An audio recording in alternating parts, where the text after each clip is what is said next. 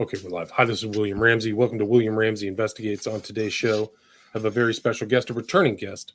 His name is Ken Griffith. We talked back in late December about really a fascinating inquiry he had into what he believes is the candidate site for Noah's Ark, altar and tomb, different place in kind of central Turkey, northwest of Iraq. But you can go back and listen to that. But we were talking, and he said that he has a lot of information about transhumanism. So I just followed up with him. And the title of our discussion today is going to be titled The Transhumanist Agenda. I've done some other shows, one with Ken and me, kind of on the subject, but I think that it's very important. Ken has a kind of his own take, I think a very interesting take, but he can talk more about that. So Ken Griffith, welcome back to the show. Thanks for coming back on. Yeah, great to see you again, William. Okay. For people who may not have heard our last discussion, can you kind of talk about your research background? You're on academia, and you kind of covered a lot. You've looked into a lot of kind of different subjects, but maybe you can talk about your background, academic background, and what led you into your interest in transhumanism. Well, I'm mainly a reader. I went to Virginia Tech, but my background is actually more in biological sciences. But I'm interested in ancient history. I've done a lot of research on ancient history and philosophy. And the things that are going on in the last few decades with regards to transhumanism, I've noticed some parallels to things that went on in ancient history. In other words, this is not a new idea. It's just the advanced development of an ancient idea. Gotcha. And you can talk about what these ancient ideas were about, this kind of new man or upgrading man or whatever it is. Yeah. Well, if you go back to the Garden of Eden, the serpent said to the woman that if you eat the fruit, you won't really die, for God knows that in the day you eat of it, your eyes will be opened and you will become like God, knowing good and evil. And I think ever since that time that humanity has had basically been pursuing self-deification. That's basically what he was promising to her, is if you eat this, you'll become a god.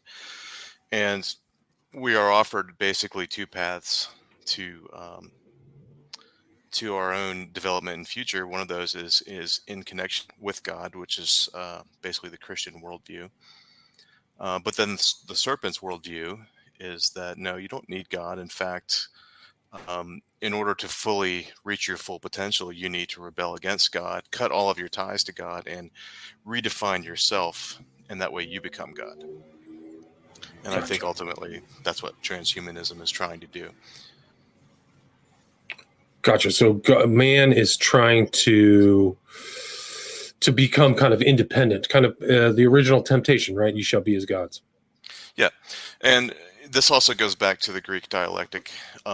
They believed in the chain of being, or they called it the ladder of being. But the idea was that of things that exist, of things that have being, there's non-living things at the bottom.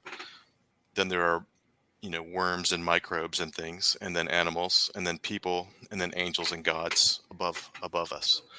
And the idea is that all of that is in one chain of being, and it's possible to move higher or lower on the chain. Whereas the Christian worldview is that God is the creator, is distinct from the creation. He transcends the gap between himself and the creation, and that's why we have the idea that we can have a relationship with God.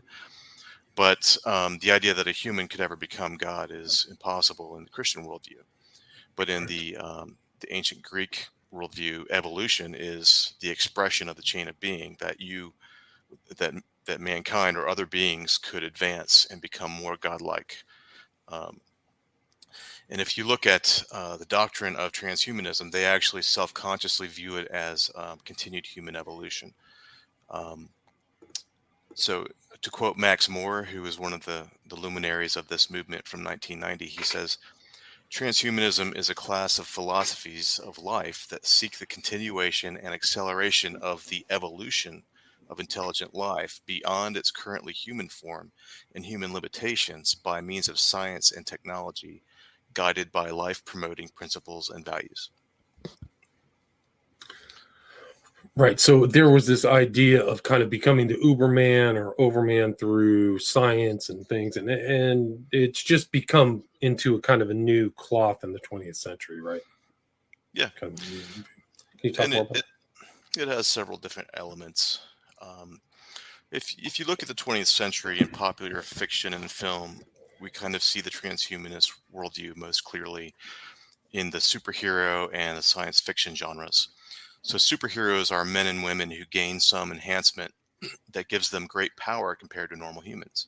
Sometimes the superpower is gained through external actions, like Spider-Man gets bitten by a radioactive spider and he gains his superpower. But other times the superpower is gained through deliberate human modification or self-modification, such as Iron Man or the Incredible Hulk. Like with Iron Man, he builds this machine and he can step into the machine and become the Iron Man. But then when he steps out of the machine, he's just the guy. it? Um, Right. so this is the worldview of yes, we can become more than human. We can become like gods. Right. In kind of comic book form. So you see that in fiction, and a lot of these different ideas are bandying about. I think it was like this idea of transhumanism goes back to Tyler D. Chardin. Have you ever seen the connection between that and I think the intro was by Huxley or something? With Julian Huxley, they said that they're going to apply this eugenics to create a new man. You ever heard Yeah, that? definitely. It was Huxley was definitely part of the late 19th, early 20th century development. I think this kind of goes back to the development of secular humanism as a self-conscious viewing humanity as God that goes in the early 20th century. So there were all these ideas back then, and keep in mind that they were just coming out of using horse and buggies, and it's amazing the things that they imagined 100 years ago now have come within reach through science and technology. So a Right. lot of these ideas of manipulating our own DNA, um, for example, CRISPR technology. This I've heard people talking about it. They're very excited that the idea that we can heal ourselves of genetic defects by using CRISPR technology to edit our own DNA. And it's the same basic fundamental idea that um, man redefines himself, that man as God redefines himself. So if I don't like the DNA I was given, if I don't like that I have an X and a Y chromosome, I can edit myself, or that humanity as a whole can edit ourselves. And in some ways, this kind of variance of gender or post-genderism is a form of transhumanism. Would you agree with that? Definitely. So when we're born, male or female, nobody ever asked our opinion about it, and for that matter, no one asked for our permission to bring us into the world. And I think that the LGBTQ movement is a subset of transhumanism in which individuals are rejecting the sexual roles that were assigned to them by the creator at birth, and they seek to change both their behavior and their bodies in some cases using a range of tools from plastic surgery, prosthetics, and to even theoretically DNA editing. So Right. the fundamental, I guess, human impulse that's going on there is saying it's not fair that someone else made a decision without asking me, therefore I'm going to change it. Right. So it goes back to exactly that intro that you can change what you want. And I think so. This transhumanism isn't something vague, it's palpable. It's something that's happening, at least. And that's just one segment of it is this post-genderism. Like I can call myself a woman, but not even have any surgeries. A lot of those guys don't even have surgery, which is really scary. So, um, just another example. And this CRISPR technology edits the gene. So, I mean, we're just at the beginning of that. And they're tinkering around in China talking about being a god. They're tinkering around with CRISPRs of embryos, which is really scary. So, and throw into it what's this gene therapy that you have now really is kind of a form of transhumanism. Would you agree with that? It's not really a vaccine. Yeah, definitely. Well, it's really kind of scary that they foisted that on the public as a vaccine when in fact they're actually altering the DNA in your cells. It's a major new development, and it really is something that should have been tested and discussed a long time before even considering releasing it to the public in the way that they have. Um, yeah, it's interesting that I think that part of transhumanism is it's really kind of a rejection of the incarnation, meaning that um, we're told in the Bible that God made man in his own image. And the image that we have is that we are a spirit and a body. And, the creatures that are above us, angelic beings, they supposedly are spirits without corporal bodies. And the animals, which are below us, have bodies but don't have intelligent spirits. And so humanity is in some way unique in being at the intersection of those two. And it seems to me that transhumanism is in part a rejection of the image of God, because it's a desire to get away from the creator, as because if I create something, I own it. And by denying that there is a creator, I'm trying to cut the ties of any claims that the creator has upon me, and therefore creator's image. And since we're made in the creator's image, that impulse is going to have a logical conclusion of trying to mutilate that image or deface it, or ultimately to change it and erase it. So I think there's a very real sense in which the rebellious human spirit, which is in rebellion against God, has the desire ultimately to replace humanity with something else. And that the transhumanism, you see it melding man and machine, but you also see it in changing DNA. And then it gets to the point of, well, what would stop them from hybridizing DNA? For example, humans are intelligent, but most of the animals are way stronger than us pound for pound. What if we created a breed of people that were a hybrid using ape DNA, with mostly human? So you're mostly human, but you've got the strength of an ape. Well, once you open that door, it just opens up a whole can of worms to where people could go with it. Right. They're no longer human. That's the island of Dr. Moreau, H.G. Wells type stuff right there. So he's kind of, somebody will probably tinker around with that at some point, which really people is on the horizon, right? I mean, in some one of these countries without proper legal oversight or something. Oh, it's definitely already being done. For example, some of the animal testing, they take the scalps from aborted fetuses and sew them into mice. And that's not even doing DNA mixing, but they are doing things where they're, in the name of medical testing, they're creating hybrids that are basically what you would call a chimera, where you have either a plant or an animal whose DNA has been mixed together with human DNA. And obviously, once you start down that road, the question is, where are the limits? If you cross the threshold, then you're into a whole new world of corrupting the human genome.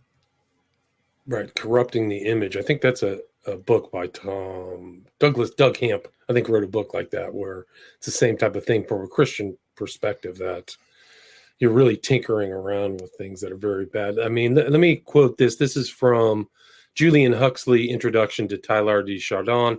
Both very influential in many ways, but Huxley particularly says, quote, "Up till now, human life has generally been, as Hobbes described it, nasty, brutish, and short. The great majority of human beings have been afflicted with misery. We can justifiably hold the belief that these lands of possibility exist, and that the present limitations and miserable frustrations of our existence could be in large measure surmounted. The human species can, if it wishes, transcend itself, not just sporadically, an individual here in one way, an individual there in another way, but in its entirety as humanity." Really incredible statement. Yeah, and truly, the objective is deification. The goal is to become more powerful, to become godlike. Now, the interesting thing is that since we are made in the image of God, we already do have amazing powers. It's interesting that in the Tower of Babel passage in Genesis chapter, I think it's 10 and 11, God says if they are trying to do this, they can do anything they set their mind to do. So there's a recognition from the Creator himself saying that if humanity is united against God, there is almost nothing that we couldn't achieve. And so he confused our languages to put a barrier there to make it harder to do that. We also have a limitation put on us in the form of our lifespan. There was the original curse of death in the Garden of Eden. And then after the flood, a limitation of the human lifespan. And a huge part of the transhumanist agenda is to overcome death. So we see a lot of research going into extending human longevity, and the theory that we could figure out why our bodies self-destruct and fix it so that we could effectively live forever. And the interesting thing is that Christianity offers us both the hope of that eternally through the resurrection of the dead, but it also offers that it suggests in the Bible that as the gospel permeates the world, that the lifespans will get longer. And I think Isaiah says that even a child, someone who dies at 100 would be considered but a child. So there is a promise from God that he will extend our lifespans again if we as a humanity are faithful. But the transhumanist agenda is to achieve that, to just take it by our own strength, to effectively, we will fix ourselves, we will overcome this curse through technology, gene editing, or whatever it is that we have to do. Right. And I think Methuselah, in the very beginning of the Old Testament, these guys were living very long. Noah had a lifespan of many, many centuries, and Methuselah was 800 years. So, so the human beings, at least in the biblical record, some people lived very long lives. Yeah, and theoretically, I suspect that was due to a change in the environment. There's only one environmental factor that's almost the same everywhere on Earth, and that's the atmosphere. I suspect that before the flood, the gas mix probably had higher oxygen. Studies of gas bubbles found in amber suggest that the ancient atmosphere had about 40% oxygen, whereas today it has 21%. So it may be that changing the gas mix actually allow humans to live longer, but that's a lot harder to do than it sounds. And again, it's the question of, are we going to allow the Creator to do that for us, or do we just reach out and take hold of it and try to overcome the limitation that was placed upon us for our own good to keep us from doing extreme evil? Right. And it's interesting. And I mean, these people today, like some of these elites, Silicon Valley elites, they're involved heavily in transhumanism. Can you talk about some examples of that? One of the clearest examples would be in terms of longevity.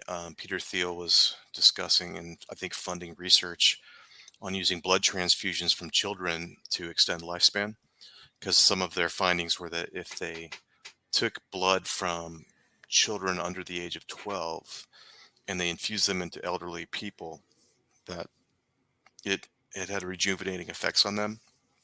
And that's kind of creepy. You can just see a potential genre of various the Wicked Witch, Evil Witch kind of vampire scenarios. But that's literally something that is in the last 20 years. Right. In the other area would be, let's see here. Well, here's another one. I can give you an example. Elon Musk is putting that thing in people's brains, and I think some of the animals he put it into died. But the neural network is definitely transhumanism, and even Google Glass to a certain extent could be seen as kind of a transhumanist, something stuck to your face, or this whole whatever Mark Zuckerberg's Oculus stuff. Like these are getting real close, because I mean, there's a potential that you could just have that thing strapped to your head all day, and you're in a completely different metaverse, right? So and of course the idea is to graft it into your brain so that your brain is directly connected to the internet. And so you see the discussion about the Internet of Things, where they want to connect all of the little toasters and microwave ovens and various household appliances to the internet in your car. But even so, what Musk is working on doing is actually connecting the brain. And if they can connect your brain to the internet, well, that might give people a lot of power, but it could also be a way of controlling you. Right. Because think about right now, what we've seen in the last 3 to 5 years have been attempts to control the search algorithms on Google and Facebook in order to suppress information they don't want people to have. They want to suppress conversations they don't want people to have. Well, if you have the internet grafted into your brain, and what if you don't have the ability to choose your search engine provider? Then effectively, despite them giving people this huge power of knowledge by being connected to to a global internet, they also would have the ability to control what they are able to see, hear, and read from that body of knowledge. And of course, it comes down to controlling people through propaganda.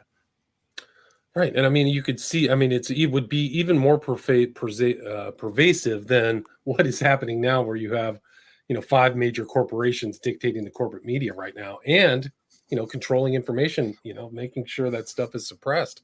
So imagine that in somebody's mind, like you're done. And then you talk about transhumanism, it would be the opposite. It would be like a dystopian transhuman where you don't even have choice anymore, which, I mean, we're there. It's not like something in the future. These issues are now. So I think it's very important to have these discussions and be aware of some of these characters. Like, I don't think Google's good. They're evil, man. And some of these guys are flat out transhumanists. Kurzweil, people know. But yeah, or it's pretty crazy. There was this guy, Marvin Minsky. Like a lot of these guys that were Epstein associated too. Have you heard of Marvin Minsky? I'm not. He was kind of an influence on A Space Odyssey, but he was one of the first guys talking about in the 60s, kind of in science fiction. He was a computer scientist, but I think, and if I remember, I mean, this is how crazy it is right now, but I'm pretty sure Virginia Giuffre, who Prince Andrew just settled with, said she was sent by Epstein to have sex with Marvin Minsky, who's like a transhumanist, futurist technology guy. Wow. Yeah, no, it's so super crazy.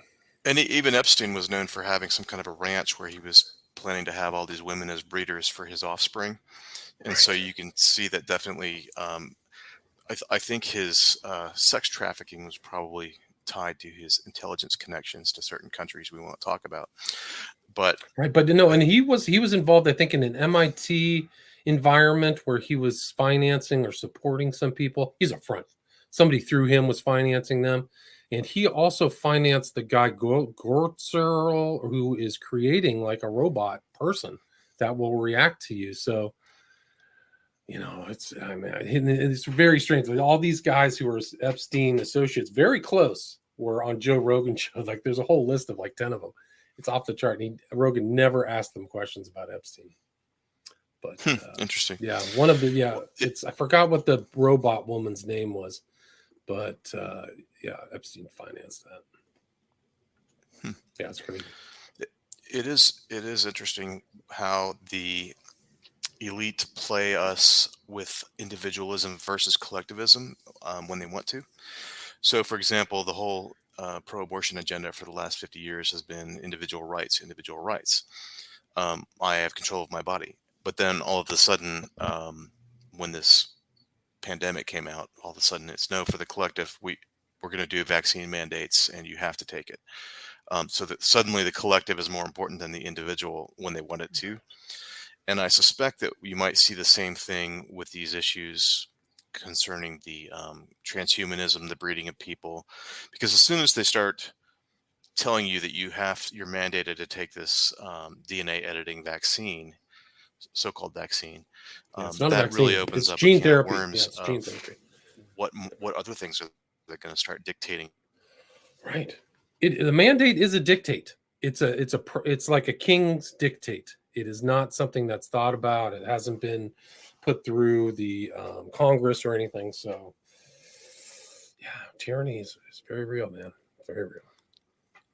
And the consequences of this called gene therapy assault we don't really know. The next 3 or 5 years, we're flying blind because never in the history of humanity has that many people been injected with something they don't even know. I mean, there's all people are saying there's all kinds of stuff in there. But Mike, I mean, literally self-reforming microchips. So you want to talk about transhumanism? You take 2 of those Pfizer shots, baby. You might not be you're an adapted human, possibly. Yeah, it's Scary.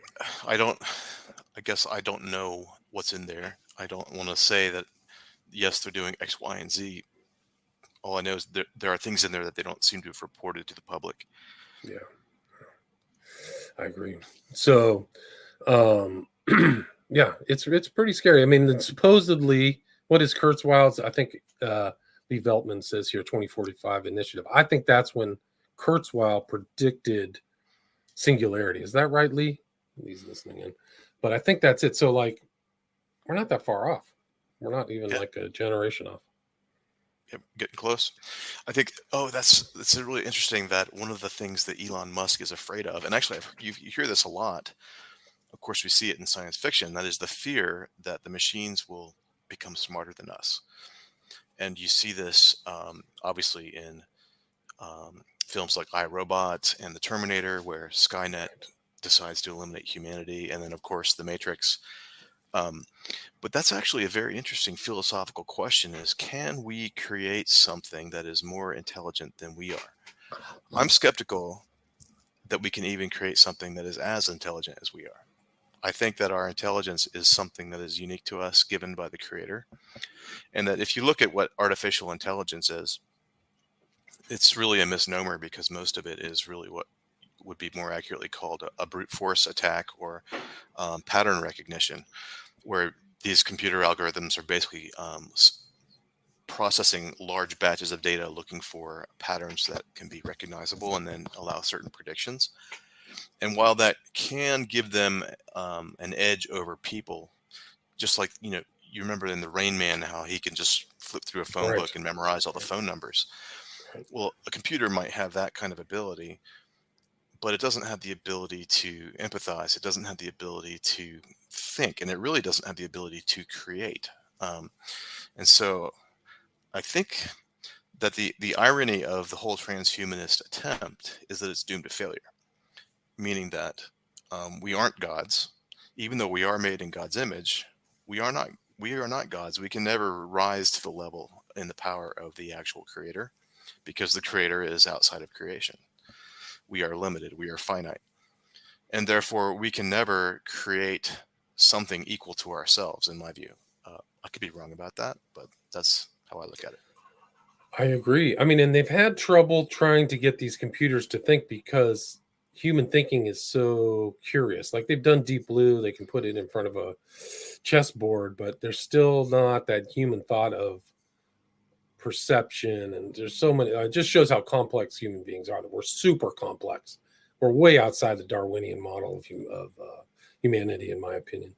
So, um, Yeah, our thought process is more than a math problem. yeah, it's just, and and we're conscious of our finiteness. We're conscious of creation. We have different drives, artistic drives, and things like that.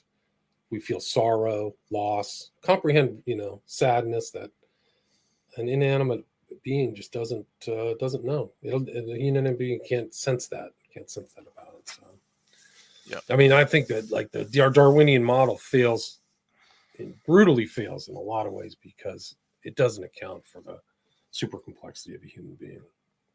yep, that's definitely true.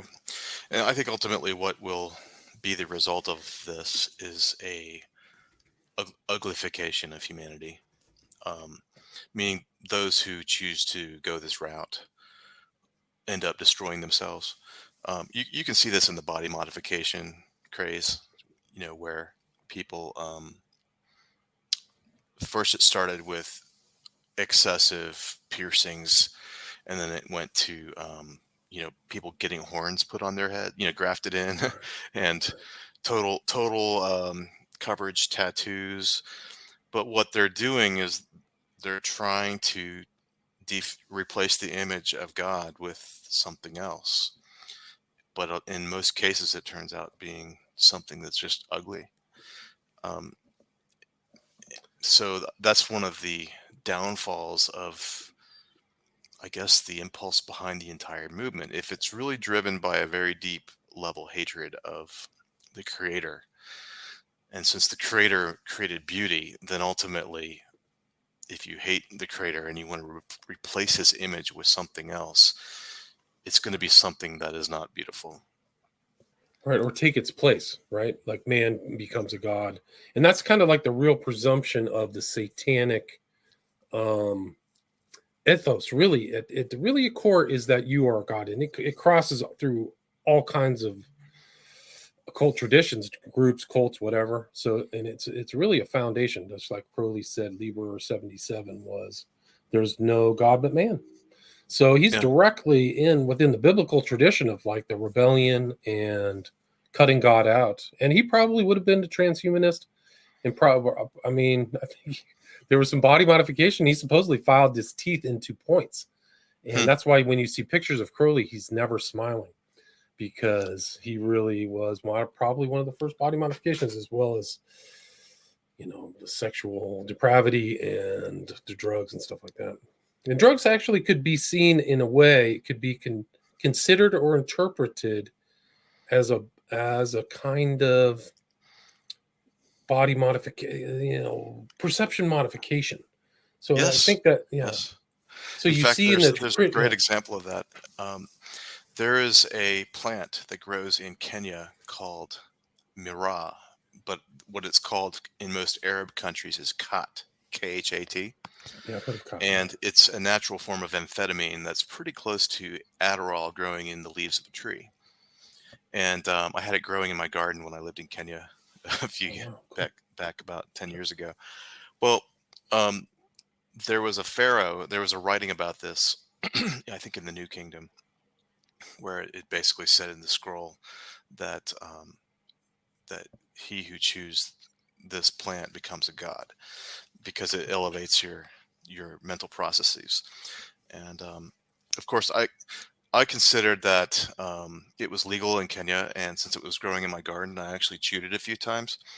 And it's very mild, a little bit more than caffeine. It kind of stimulates your focus, and I was able to break my all-time high on some computer game Wow, impressive. and write And, and write more lines of code. But but the there's a point was, huge, yeah. there's a huge trade for kite, spelled also QAT, but there's a Mhm. huge trade in East Africa. Interestingly, it's funny you mentioned Kenya, because 2% of my listenership globally is in Kenya, and I find that pretty remarkable. It just shows how modern technology can get around, because it's a former English-speaking colony, right? Oh yeah, well, Kenyans love to read. I was blown away at how many books Kenyans read. They are much more literate and educated than most Americans. I'll tell you that. Wow, So, well, that's impressive. Ken, do you mind taking a few questions, or seeing what some people have some sure. questions for you? I got Okay. one from Hill Doggy. She says, "Do you see similarity between what happened in the Book of Enoch with what is occurring today?" Yes. I and of course that's a controversial question of what was it? What was Genesis 6 talking about? Of what was this? These sons of God before the flood who had children with the daughters of men. Were those angelic human hybrids, or was that the line of Seth marrying from the line of Cain? And rather than taking a strict position on that, I usually just present both sides of the story. But I think that we are given a message that if you think about what Satan does, his instinct is whatever God said, do the opposite. And before the flood, we're not given this huge detailed law like the law of Moses. The law was pretty simple. It was be fruitful, multiply, each after your own kind, and don't eat from that particular tree. And so the first thing Satan says is eat from that tree. And the second thing you can imagine was, oh, well, then maybe we should try to reproduce not according to our own kind.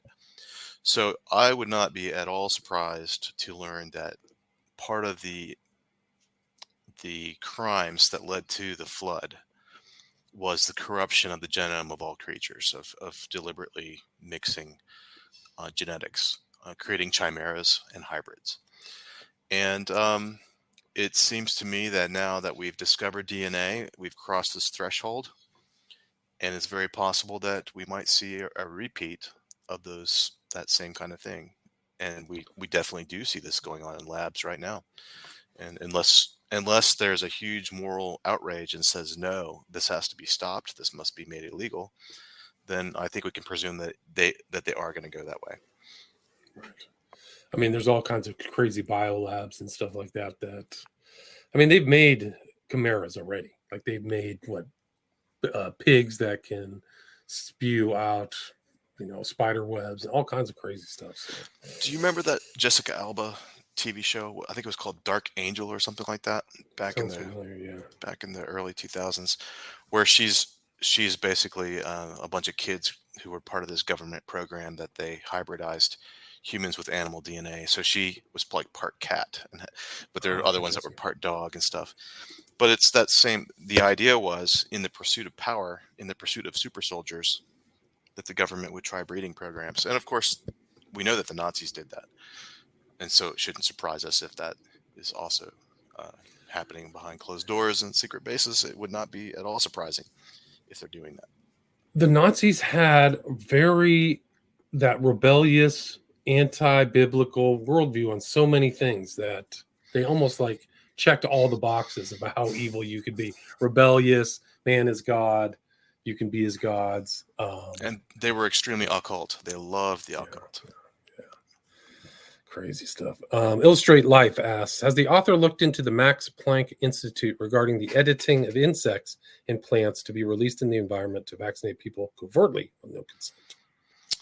I have not read the particular paper by the Max Planck Institute, but I am familiar both with, like, for example, Bill Gates. The Gates Foundation has been promoting the release of mosquitoes with some kind of a terminator gene, male mosquitoes that would cause infertile offspring as a way of controlling malaria in Africa, and that they've been running some tests on that kind of thing. And you see the same kind of impulse with Monsanto. They spend a lot of money developing more productive breeds of fruits and plants, but then they want to make sure that the farmers have to buy the seeds from them every year. So they came up with this terminator gene that causes, effectively, their seeds will grow a plant for one generation, but then it can't have any fertile offspring, so you've got to buy seeds from them. The problem is, once you have inserted this terminator gene into those plants, well, they're growing in farmers' fields, and when they flower, their pollen is going out into the environment, and that terminator gene could spread and get into other wild plants or other domestic plants, basically corrupting other lines of heirloom seeds and things like that. So yes, it's a problem. And the question also, there's a huge philosophical question there of, God told us to take dominion over the earth, over the animals and the plants. And part of that dominion is breeding. So we see in the Bible, Jacob, he did some kind of selective breeding on sheep in order to get them to breed more of the ones that he was allowed to keep, which was the speckled and colored ones, I think. But the point being that, of course, breeding animals is something that is legitimate and something that we are actually instructed to do by the word of God, by the commission from our Creator to live here on earth and basically be the gardener. But then there is a point at which we can cross the threshold, and we are actually now doing destructive things. And I think that it's encapsulated in the original dominion mandate in Genesis. He said, each reproduce after your own kind. So if we as humans trying to basically produce more productive animals and plants, if we start taking genetic strains and splicing DNA from different kinds, then we're crossing over that barrier, and we are effectively violating the dominion mandate by corrupting the genome that God's given us to work with. Gotcha. You buy that? I do. I think, but it's an important thing. Like what's a balancing test? Which is it, dominion or changing the image? Like, are you doing it obediently or rebelliously. I think the obedience and rebellion is very important. Very important to at least think about. Lee Veltman asks, what does Ken think about predictive programming and social engineering? How does that play into this whole transhumanism situation? Obviously, predictive programming, what you've got going on there is, okay, well, social engineering is where they want to use AI to control what you see. For example, posts that you see on social media or on Google or on the news, in order to manipulate you into something that they want you to do. It may be that manipulate you into hating President Trump, or manipulate, there could be a number of different objectives that they have. Whereas predictive programming is, as I understand it, where we see things in media that predict things that then happen, and they prepare us to accept the narrative when the thing actually happens. An example of that would be, there was a lot of action movies about terrorists in the 1990s, including ones where they blew up cities, or they tried to build a nuclear bomb to blow up a city. And then when we had the 9/11 attacks, that in hindsight look very suspicious, have looked suspicious to a lot of people. The public had been prepared to accept this narrative that, oh, these Muslims came and took a flight class and hijacked planes and flew them into buildings. So there's definitely an element where predictive programming prepares the population to receive a false message. But it's not quite the same as transhumanism, because predictive programming is essentially takes a human to write the story, to put the story into your mind, so that later, when they actually do what they want to do, that you're already ready to believe the story that they want you to believe. You see the difference there? Yes. Yeah, gotcha. Let's see. There's a question Hill Doggy asked from Gattaca, the movie. I think that's about genetics too. It's around Gattaca movie, there was a large moral outrage and laws were passed. Do you blame the current lack of outrage with the infiltration of churches? Do you have any thoughts on that? That's definitely a factor. If you look at the 20th century, the religion changed from church to sports, Olympics. And actually, the Greek religion was very much tied up in the Olympics back in 2,700 years ago. So I think that obviously churches have been corrupted mainly through the universities and seminaries, because most churches send their pastors to be trained in seminary. And so if you can control the seminary, you effectively can control most of the churches if you have a long-term view. And I definitely think there's evidence that a lot of effort has been put into that. But yeah, the missing moral outrage, I think, is largely because everyone's kind of just hypnotized. If we're all watching TV, if we're all watching movies, we're not thinking. We're just being carried along with the stream. But if we start to think about it, we should be saying, hey, wait, stop, this is bad. But it's not mass formation psychosis, it's mass formation hypnotism. That's really kind of what's going on. Now, TV is very powerful, and it also TV news sets a lot of the standards for what we talk about. So if you're watching that TV, it's very important. That's why all the corporations want to get on TV news. So.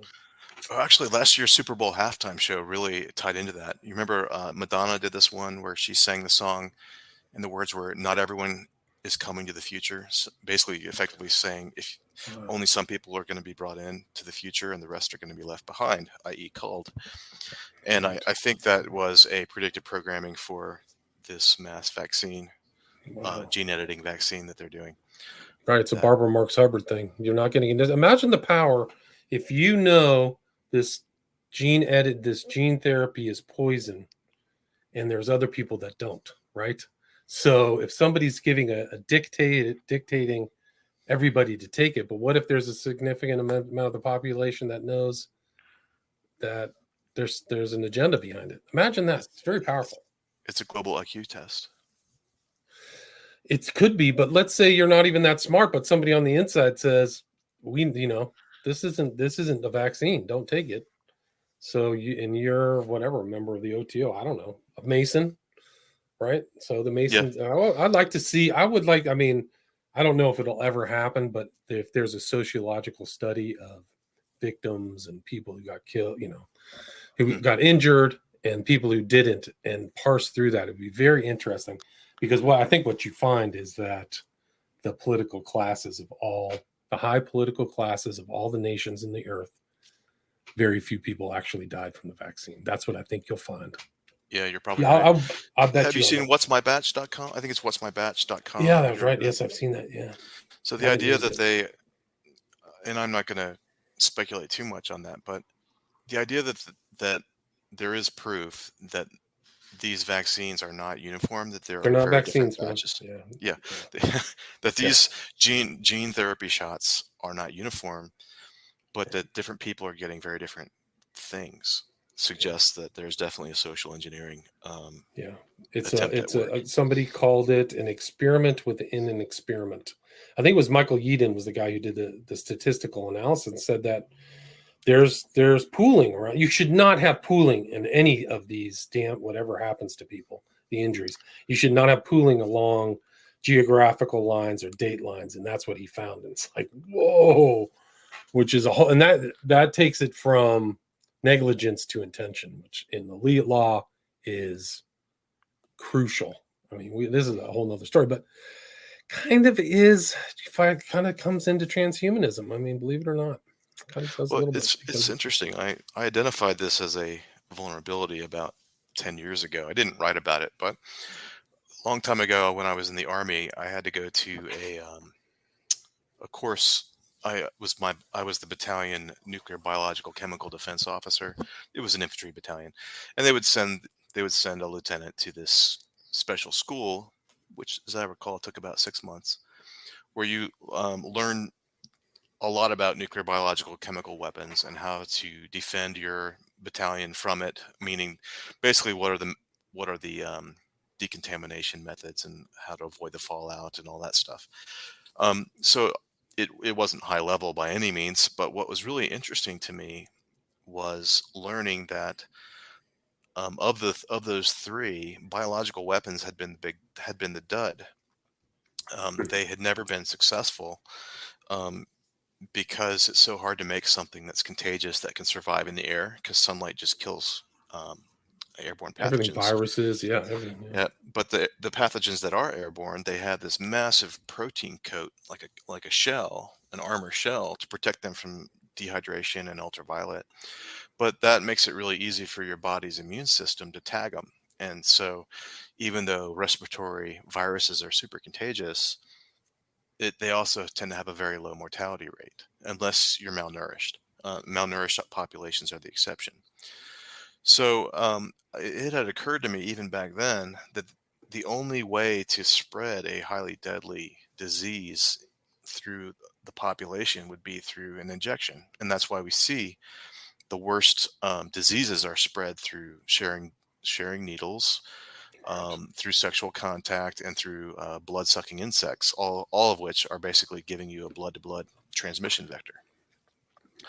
So with the vaccines, we have, over the past 80 years, trained the populations of most countries in the world to go to this doctor and nurse, who are people who care about you and want you to be healthy and want to help you, to get the shot that's going to protect you or make you better. And so the problem is, the doctors and nurses who administer the shot, they can't tell what's in it. It's a vial of clear liquid. So no one who really knows what's in there except the manufacturer of the vaccine. And that actually gives them an amazingly dangerous power to mess with the population, because they could put anything in there, and they could even be tracking it by batch numbers. And there's no way for most people to find out unless they actually have their own lab and they do tests on different samples. Right. I mean, that's really what happened. And apparently under this gene therapy thing, the Pfizer thing is kept at super low temperature and highly controlled environment. So like they don't want people to have these things lying around. So really incredible. Another Well, question not from just that. Illustrated. I think there may actually be biological samples inside of these things. Um, there, at first, people thought it was Hydra, Mhm. but there is strangely enough, a coelenterate, which means something in the same family as jellyfish and coral. I think a cnidarian actually, which parasitizes sturgeon eggs. So sturgeon is this giant fish that lives in northern seas, and there is this parasite that's a little jellyfish that gets inside of it, goes through the blood, gets into the ovaries, and then it basically gets inside of the eggs and turns inside out, and it basically is digesting the egg. Um, and then when the sturgeons spawn and the eggs come out, the creature basically finishes eating the egg and then flips back inside out again. So now it's a little jellyfish, and it floats around until it manages to get back into a host again, and then repeat the cycle. And there was some of the slides looking at what's in this vaccine where things seem to be moving that look like a hydra. Well, a hydra is a coelenterate, and it's the only supposedly indestructible organism, because if you cut them up, they can basically reassemble themselves. And so it does cause one to wonder why we are finding things that look like a parasite on eggs in a vaccine that's being injected into humans that's not supposed to have anything like that in it. Right. It should just have a broken down virus. That's all. That's what a vaccine is. Not a vaccine. Whatever they're putting in people, they won the language battle from the beginning by saying we're going to get you a vaccine. And so that's been implanted in everybody, but it's not, baby. It's not. This is something very different. You're in a dystopia. We are all in a dystopia with this thing going down and no oversight. But the next 3 to 5 years are going to be we're in a World War II event, no question in my mind. So the next 3 to 5 years will be very fascinating. And that's just putting it lightly. This is totally consistent with the way the serpent has worked down through history. If you go back to the book of Genesis, what you see are a series of attacks of the serpent on the woman in order to destroy the seed. So the first attack is the Garden of Eden, where his goal is simply to persuade her to switch sides. But then later you see Genesis 6, that there's this hybridization thing going on, which is involuntary on the part of the women. So effectively corrupting the seed. And then you see later when Moses, I guess the Pharaoh in Egypt, orders them to kill the boys. Again, he's attacking the seed of the woman. And so I think you can find this consistently down through history, is that the serpent wants to destroy the godly seed of the woman and replace them with his own seed. And that functions at multiple levels. It's at a spiritual level. It also might have functioned and may be functioning at the very physical level of literally trying to replace us with something else, whether it's a chimera or whatever it is. And so the idea of having governments, of having basically people who are not accountable to anybody, distributing mass so-called vaccines to be injected into people when people don't know what's in there, that's a terrible power that a lot of evil could be done. However, I'm not despondent. It's interesting that when we had the Black Death back in the 1600s, even it killed almost a third to a half of Europe in some of the waves, but it did not kill all. And I think that the human species, that God has designed us to be amazingly resilient, and there probably isn't a disease that could kill all of us. There will always be a remnant that survives.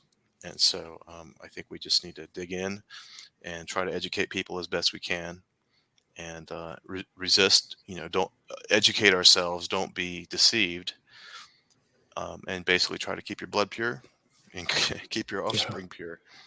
Yeah. No, that's a great idea. I was just going to ask you the solutions, but is there anything you'd like to add, Ken? I feel like we've kind of gone through a lot of those themes. You did an excellent job of explicating a lot of those things. Is there anything you'd like to add or anything I missed before we wrap it up? Not really. Thanks very much. Well, thanks for coming back. It's great to talk with you. Super informative and know so much. Where's the best place if people want to reach out to you or see your work? or getting in touch with you through social media, do you have anything you'd like to share? If you look me up on academia.edu, Kenneth Griffith, actually, you can contact me there. And I'll put the links to the Academia EDU website. You can check out his work there, so it'll be in the show notes. But again, researcher Ken Griffith. Also, you can go back and look into his inquiries into where Noah's Ark could be in Turkey. That was recorded in December 2021. But again, today it was Ken Griffith discussing the transhumanist agenda. Thanks so much for your time. Thank you. Bye. All right, take care. Bye-bye. Stay there.